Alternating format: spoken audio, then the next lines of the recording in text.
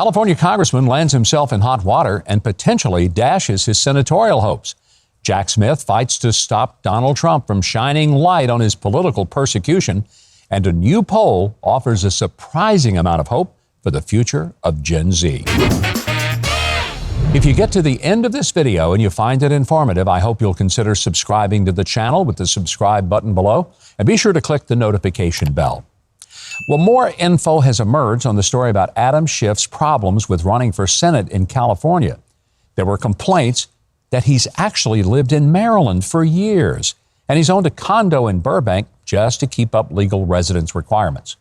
Well, it now appears he might not even meet that minimal requirement for residency in California. California Republican House candidate Christine Bish has worked both in real estate and as an investigator for a law firm. And Schiff's shifty residency claims rang some alarm bells with her. She's filed a complaint with the House Ethics Committee accusing Adam Schiff of reporting his Maryland home as his primary residence in order to get a lower mortgage interest rate. That means he either lied on a federally insured loan document or he wasn't a legal resident of California from 2003 through 2021 while serving as a representative from California. As reported by RedState.com, Adam Schiff and his wife refinanced the home in 2009, 2010, and 2013. And each time they asserted that the house was their principal residence. On each one of those mortgages, there's a clause 6, that says that you will occupy that home for 12 consecutive months as your primary residence. I'd question how in the world he was able to get away with this for nearly 20 years. But he does live in California, so it's not that great a shock after all. Bish also says the alleged violations are serious, and they could even be prosecuted on the federal, state, or county level. The Constitution's Article 1, Section 2, Clause 2 requires candidates for the House of Representatives to be inhabitants of the state they represent. Representative Bish said that Adam Schiff's wife, Eve, could also be in trouble if she registered to vote in California, saying Adam Schiff and his wife, Eve, both signed those documents under penalty of perjury, saying that it was their principal residence, their primary residence. Wouldn't it be poetic justice if Congress finally would be rid of Adam Schiff due to this big defender of Democrat policies trying to avoid high interest rates? Well, turning our attention to Trump news, special counsel Jack Smith is arguing against former President Trump's request to televise his election interference trial. Donald Trump's attorneys say that the prosecution wishes to continue this travesty in darkness. President Trump calls for sunlight. Every person in America and beyond should have the opportunity to study this case firsthand and to watch, as if there is a trial, President Trump exonerates himself of these baseless and politically motivated charges. Jack Smith is rather frantically arguing against letting the public see the trial, claiming that President Trump will create a media circus. He'll claim it's an unfair political hit job. He might intimidate witnesses. And he's claiming that Donald Trump broke trial rules by previously not taking a position on televising the trial and now asking to. Well, in that case, why don't you show us all that this is nothing politically motivated? No vendetta trial, indicting him on 47 felonies for changing his mind.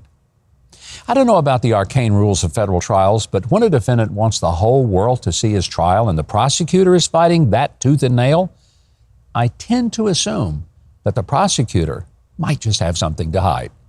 Fortunately, and against so-called conventional wisdom, all this lawfare being waged against President Trump seems to be doing anything but hurting him with the American people.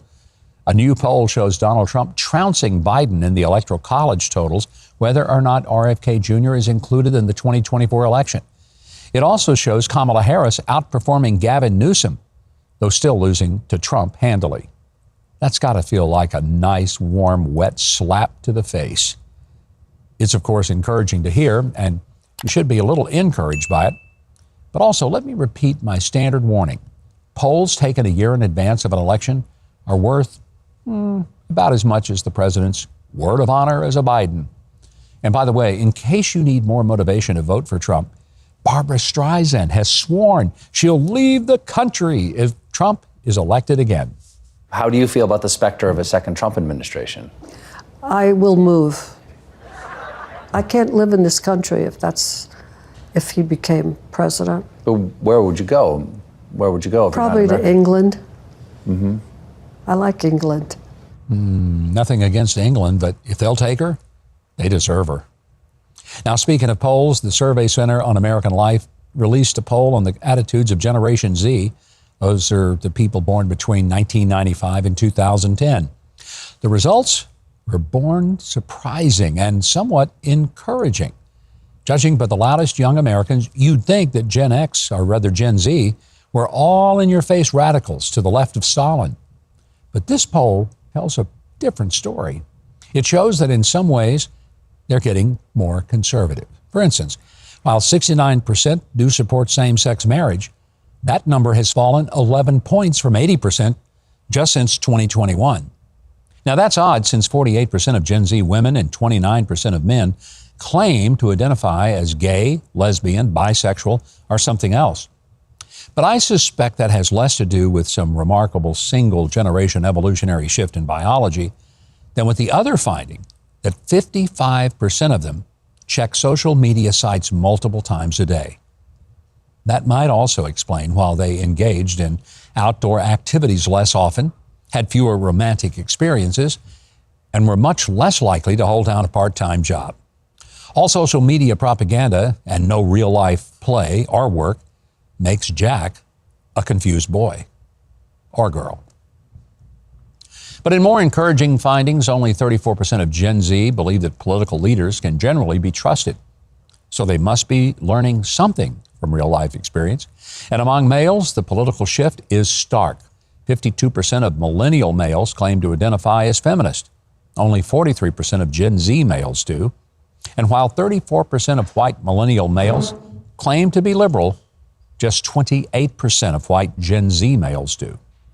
I assume that may be a result of being told their entire lives that they're useless, dumb, racist, and toxic by the feminists and liberals. I can see some potential rays of hope in all of this. Maybe America's future will be saved by the natural inclination of younger generations to rebel against their parents' beliefs. Or maybe after growing up in a world where leftists control so many of our institutions, they're learning to recognize failure and bad ideas when they see them.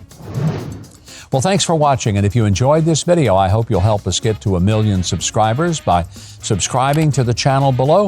Be sure to leave a like and share your thoughts in the comments section. Catch the Live with Mike live stream tomorrow, Friday the 17th. I'll be covering more of the news of the week, and you can ask me anything you want. And if you want more of my news analysis and commentary, be sure to sign up for my newsletter at MikeHuckabee.com. It's totally free. That'll do it for this edition of The Breakdown. I'm Mike Huckabee.